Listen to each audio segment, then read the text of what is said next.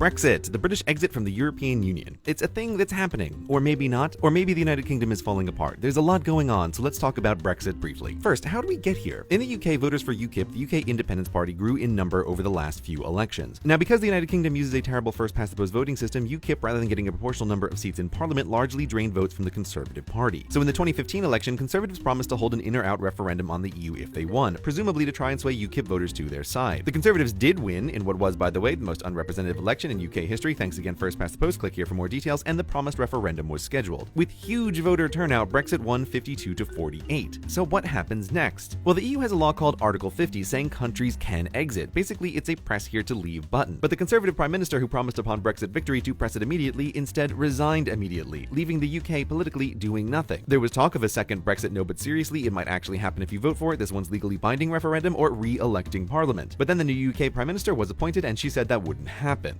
Presumably, the UK Parliament now needs to pass a yes, we are really pressing the Brexit button law, but they seem to be in no rush. Meanwhile, the EU wants the UK to get on with it, but the UK wants to pre-decide all the details of what an independent UK's relationship with the EU would look like, but the EU doesn't want to talk until the UK actually leaves. Not surprising, because talking before gives negotiating advantage to the UK and talking after to the EU, and since the EU can't force the UK to press the button, there's a sort of negotiating stalemate. Finally, because there's really no procedure for anything, the only correct answer to what happens next is who knows? We are standing in a fog with naught but speculation, so speculation time. Acting as a Brexit bookie, I'm putting 15% odds on the chance of maximum Brexit occurring, where the UK is a fully independent nation with total control over her trade deals and immigration and laws. The UK is to the EU as Brazil is to the EU, just another country. If that probability seems low, what with the new pro-Brexit Prime Minister and with the required going against the will of the people and all, here's my reasoning why. Speculation the first. The Conservatives didn't want the UK to really leave the EU, though they campaigned for the referendum, they were officially neutral on the issue, and I suspect privately against. If you think the Conservatives are the more business-friendly party, the UK leaving the EU would be bad news for many businesses that prefer larger economic blocs, like banks. Pre-2015 election, the Conservatives probably thought citizens wouldn't really vote for Brexit so they could safely gamble to sway UKIP voters, but again, surprise, 52 to 48. Even the new Prime Minister, whose all Brexit means Brexit, was against it before she got her current job. Speculation the second, some Brexiteers didn't really want to win either. The Brexit campaign admitted after winning they had zero plans what to do, which sounds a lot like we never planned to win. The leadership of UKIP resigned, an odd choice in what should be a theoretical crowning moment of glory, and after the Conservative Prime Minister resigned, the most prominent Brexiteers didn't want to take the job. Funny that.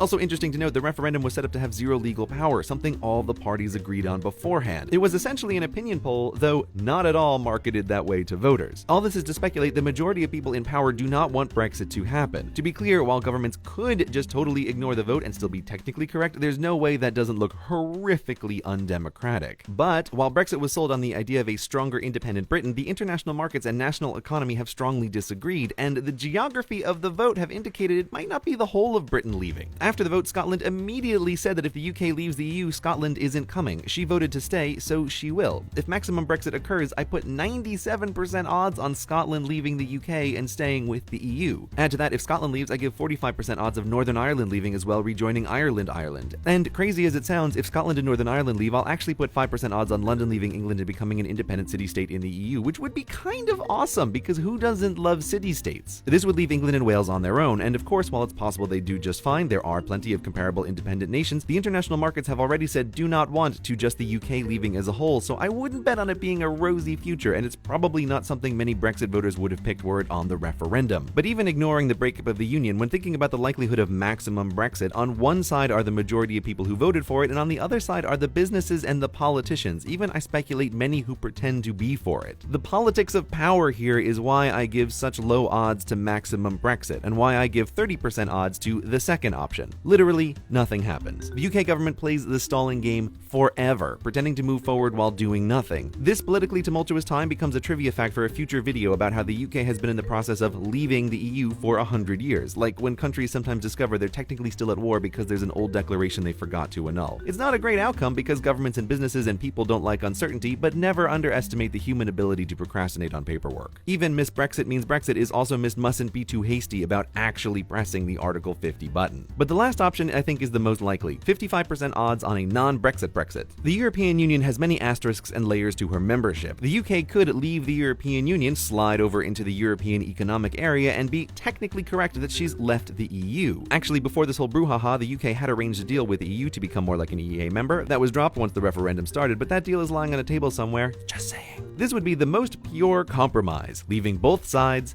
unhappy. Nothing Brexit voters actually cared about would change. Immigration, EU membership fees, and binding EU laws, all this would remain the same. The only thing different would be the UK giving up all her representatives in the EU Parliament, so she would have zero influence on EU laws she would still have to follow, which is not something pro-EU voters probably wanted either. But nonetheless, I give the greatest odds of this happening because nothing would change for businesses, making them happy, and for politicians, it's a face-saving maneuver to have listened to the people and to leave, while doing neither and possibly avoiding the breakup of the United Kingdom. Who wants to be Prime Minister during that? In conclusion, none of these outcomes are clean wins. The first is very probably the end of the United Kingdom and goes against what seems to be economic self-interest, but maybe not, who knows? And the other two go against, like, the idea of democracy. The UK stands at a path that splits into many futures. Maybe the EU burns herself to the ground due to all her problems and Wales Glen rises from the ashes a mighty phoenix. Maybe the UK gets the worst of everything. Maybe literally nothing changes. Which leads where? Which is the best? It's impossible to know. The UK can only stand in the fog, speculate, and pick a path.